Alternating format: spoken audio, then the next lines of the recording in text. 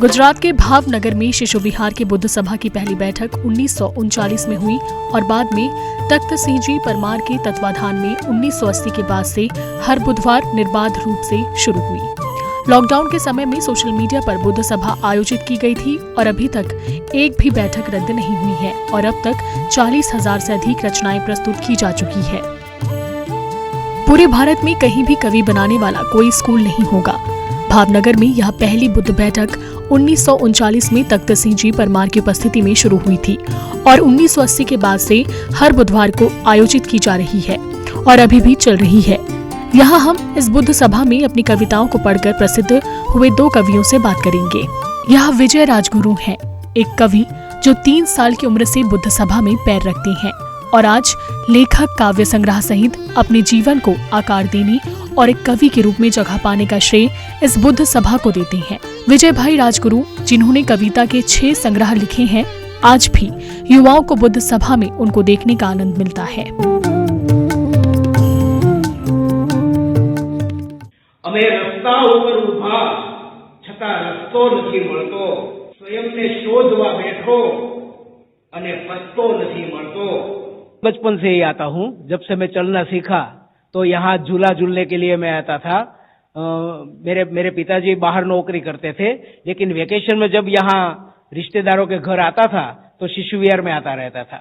लेकिन 1978 में जब मैं बीएड करने के लिए और एमए करने के लिए यहाँ भावनगर में आया तो बुद्ध सभा का परिचय भी हुआ और बुद्ध सभा की शुरुआत से ही मैं इसके साथ संलग्न हूँ और मेरा कवि तरीके जो विकास हुआ उसमें बुद्ध सभा के भाई बहुत बड़ा हिस्सा है।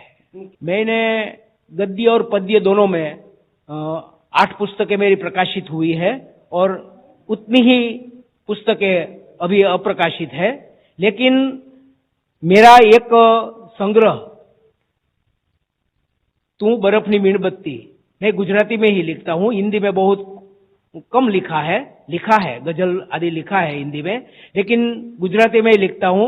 मेरी 8 पुस्तकें आई है, उसमें से इस पुस्तक का विमोचन यहाँ बुद्ध सभा में हुआ और मैं कवि तरीके जो सिद्ध हुआ हूँ उसमें बुद्ध सभा का मेरे पर बड़ी कृपा है। हेमल भाई पंड्या 1997 से बुद्ध सभा में शामिल हुए थे और उन्होंने अपने शब्दों को कलमबद्ध करके अपने स्वयं के याद किए गए शब्दों के साथ एक एल्बम भी बनाया था। रंगो बधा पाकर मारा नहीं समाना हूँ इंद्र धनुष देवो सजाओ। पहले एल्बम के लगभग 4.50 लाख रुपए एड्स कंट्रोल ट्रस्ट को दान किए गए हैं। इतना ही नहीं, वे एक दूसरा एल्बम भी बनाने जा रहे हैं। समाज में कवि पाए गए हैं और पुराने कवि भी अब आने वाले युवा कवियों से खुश हैं। कोरोना जैसी बीमारी और मुश्किल समय में भी लॉकडाउन था, फिर भी ये बुद्ध सभा अटकी नहीं है, वो अविरत चल रही है। विजय भाई राजगुरु के जैसे बहुत सारे कवि है, जैसे कि मेरे नज़र में कि डॉक्टर विनोद भाई जोशी जी, कवि श्री किस्मत कुरैशी जी, श्री अजय भाई पाठक जी, श्री प्रदीप भाई सेठ, सारे गुजरात राज्य और गुजरात की बाहर कवियों में आज सुप्रसिद्ध शायर तरीके वो प्रसिद्ध हुए हैं। बुद्ध सभा 1980 से निर्बाध रूप से चल रही है, जिसके बाद बुधवार की बैठकों की कुल संख्या 2100 से भी ज्यादा हो गई है। जबकि बुद्ध सभा छोड़ने वाले लोगों को कवि की उपाधि मिल रही है और समाज को भी लेखक और कवि मिल रहे हैं। ठीक वैसे ही जैसे 3 साल पहले विजय राजगुरु बुद्धेश्वर आए थे। भविष्य के कवियों के छोटे छोटे आख्यानों को आज ही बुद्ध सभा में देखा जा रहा है। Bureau report, ETV Bharat. 24 घंटे लगातार खबरें देखने के लिए डाउनलोड करें ईटीवी भारत ऐप।